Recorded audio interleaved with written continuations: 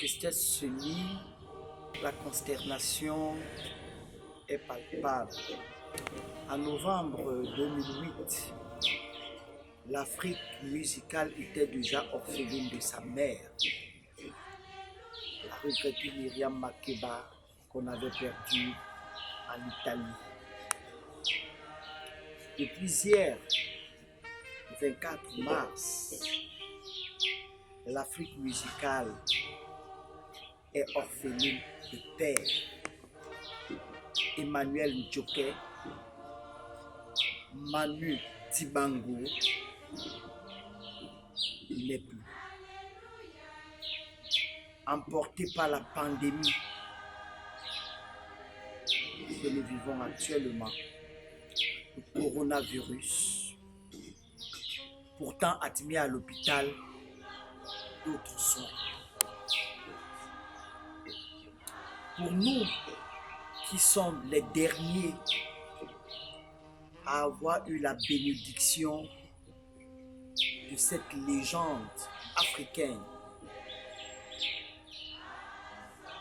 l'occasion est donnée à chacun de partager. Pas avec tout le monde, je le dirais ainsi, parce que je vais dire que ceux qui passent avant nous, toutes les générations passées, partagent leur expérience de Manu Dibango avec nous. Et nous, on partage la nôtre avec la génération qui nous suit, qui ne connaîtra pas cet héritage, mais qui la vivra à travers notre vécu. Manu Dibango est pour moi le déclic de ma carrière professionnelle. Nous sommes en octobre 2009,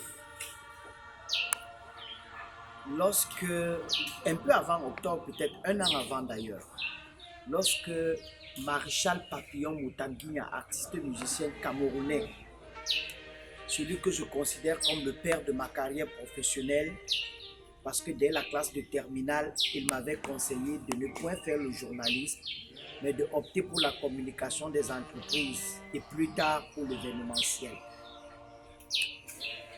Après mes études, il fut le premier, alors que j'étais event et marketing manager chez Isango, une agence allemande qui avait ouvert une filiale au Cameroun. Il m'avait fait confiance pour produire ses 20 ans de carrière avec des précisions nettes. Sa renommée artistique et sa notoriété étaient traînées dans la boue à partir des précédents événements qu'il avait organisés. Au rendez-vous de ses 20 ans de carrière, il voudrait 1. Frapper un grand coup, 2. Redorer son blason et 3. Offrir aux Camerounais de l'inédit. Et cet inédit était de réussir le pari d'avoir comme invité actif de ses 20 ans de carrière Georges Seba et Manu Dibango.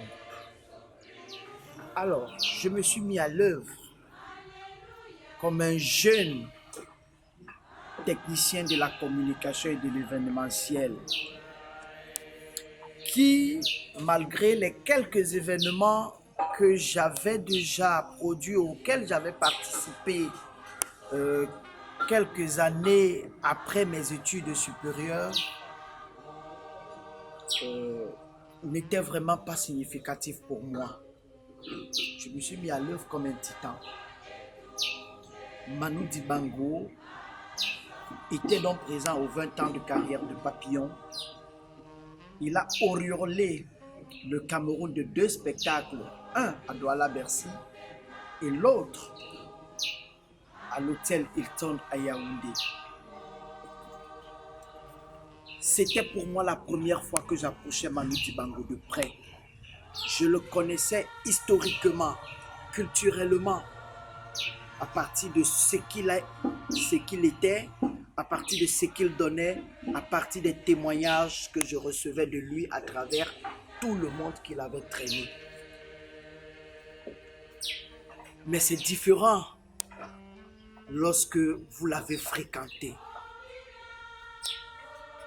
De tous les témoignages qui viennent du monde entier, en commençant par les chefs d'État jusqu'aux plus petits qui l'ont côtoyé, tout le monde parlait de son sens du partage, de sa générosité, de sa disponibilité, de sa capacité de transmission de savoir à travers son vécu, ses histoires, sa carrière. L'Afrique a véritablement perdu son dernier parent musical. Et je donne mon témoignage aujourd'hui parce qu'à l'occasion de ces 20 ans de carrière, j'ai réussi dans un entretien en tête-à-tête de lui confier mes rêves de jeune communicant. Et j'étais très heureux de recevoir de lui des conseils. C'est à lui que je parle pour la première fois de mon projet d'émission télé, d'émission culturelle télé. Et avec ce rire qui savait mettre tout le monde d'accord, il m'a dit, Amouna, Tolambo di titina di buka, Nouniena nyale di doube. En quelque sorte, il me disait, mon fils, quand on a la foi, on peut soulever les montagnes. Et il m'a parlé de lui, Manu, pas le musicien, mais du présentateur, du producteur radio et télé. Et il m'a dit, si j'ai réussi à le faire pour raconter mon vécu, pourquoi toi qui as eu les rudiments académiques ne pourrais pas le faire? Voici là où est partie ma plus grande motivation pour passer de l'événementiel à la production et à la présentation des événements culturels, radio et télé. Et puis après, pendant 10 ans, j'ai eu la chance d'être à la tête de la salle de spectacle Douala-Bercy. C'était encore un endroit idoine pour fréquenter les sommités de ce pays. Et à l'occasion des 40 ans de carrière de Coty François, j'ai encore eu un tête-à-tête magnifique avec lui. Et cette fois, j'avais ma première médaille parce qu'il m'avait félicité. Il m'avait dit, je me rappelle qu'on s'était parlé, que je t'avais conseillé. Au regard de ton actualité, je trouve que tu es en train d'évoluer. Je ne m'attendais pas à trouver que c'est toi qui es le responsable de cette salle. La gestion a quand même pris un coup de neuf. Et dans tes événements, je vois comment tu bourdonnes. Maintenant, j'ai hâte de découvrir le programme télé que tu m'as promis de produire. Malheureusement, lorsqu'en décembre 2012, je décide de lancer finalement Djabama sur LTM Télévision, son calendrier ne permet pas à Manu Dibango d'être au Cameroun à cette époque. Lui dont j'avais rêvé qu'il serait mon premier invité, il ne l'a pas été, il ne l'a jamais été parce que malheureusement, les calendriers de production n'ont jamais coïncidé avec sa disponibilité au Cameroun. Mais en lieu et place, j'avais eu Richard Bona. C'était la meilleure consolation que je pouvais avoir. Au moment où il part, j'ai juste envie de me rappeler d'un échange que j'ai eu il y a quelques jours avec un grand frère, M. Ballon, sur le pourquoi la jeunesse ou la génération d'aujourd'hui ne s'inspire pas des miroirs musicaux du Cameroun. Et lorsqu'il s'est mis à me citer, il a commencé en premier par Manu Dibango. Et moi, qui porte plusieurs casquettes dans la culture, j'ai eu la chance de côtoyer ceux qui ont été nourris à l'expérience de Manu Dibango. Lorsque vous suivez tous les grands artistes africains, ils ont eu pour miroir, ils ont eu pour boussole Manu Dibango. Et ceux que je côtoie le plus, tels que Guy Bulon, n'ont pas arrêté de me dire exactement qui est ce monsieur. La perte est la nôtre. Nous qui n'avons pas su profiter de ce baobab, de ce monument. Parce que lorsqu'on se rappelle que quelques personnes de notre génération ou un peu plus avant nous, telles que les Ruth Cotton, telles que les Charlotte Dipanda, les Queen Témé, je veux citer que des femmes, ont été les dernières personnes, ou alors les avant-dernières personnes avant notre génération, à s'abreuver à cette source de vie culturelle.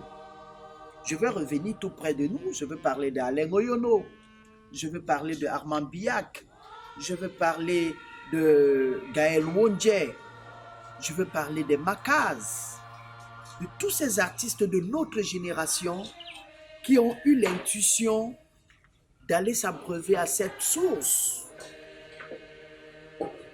Aujourd'hui, il est parti. On le croyait immortel pourtant. Je suis né, ce monsieur était déjà chauve. D'ailleurs, imaginez, je suis né en 1979. Il avait chanté l'hymne de la 8e Coupe d'Afrique des Nations qui s'est tenue au Cameroun en 72. En 73, Soulma Kossa avait explosé dans le monde. Et moi qui nais juste en 1979, je l'avais déjà trouvé chauve. Je le voyais tellement plein de vie que quand on parlait de mort, ça ne pouvait concerner que les autres. Hélas, nous l'avons perdu. Je plains l'avenir culturel camerounaise. Est-ce ce glas ou ce toxin qu'a sonné Manu Dibango puisse finalement réveiller la famille artistique camerounaise? L'Afrique, elle, s'est réveillée depuis derrière Manu Dibango. Est-ce que finalement, nous aussi, nous allons nous réveiller? En attendant, nous devons saluer la mémoire de cet homme. Nous devons l'élever chacun dans son cœur au panthéon de l'immortalité. Parce que le Cameroun, comme celui-là, n'en a pas beaucoup. Et dans ce domaine, n'en avait que lui, qui faisait l'unanimité, qui savait être là quand on avait besoin de lui, et qui savait surtout passer le relais. Papa Manu, paix à ton âme, repos éternel. Je serai tranquille lorsque le Cameroun t'aura élevé le panthéon que tu mérites. Francis Laplage interpellait notre ministre de la Culture hier pour que ta place au musée national puisse être le salon le plus luxueux de cet espace, avec tes disques que tu as produits, tes premiers instruments que tu as utilisés, le saxo qui t'a forgé pendant que tu composais l'hymne de la CAN au Cameroun, et Soulma Kossa, et bien d'autres vestiges que tu pourrais léguer à la postérité. Devant ta dépouille, je m'incline ici, parce que justement, je n'aurai pas l'occasion de le faire devant la dépouille réelle. Et lorsqu'arrivera les obsèques officielles, tu serais parti pour moi. Ça me servirait grandement à rien. J'aurais fait mon deuil au fond de moi. Mais que l'Éternel t'accorde au ciel. Et que ceux qui t'attendent ardemment là-bas, au pays de nos ancêtres, t'accordent la place que tu mérites. Va en paix, Papa Manu.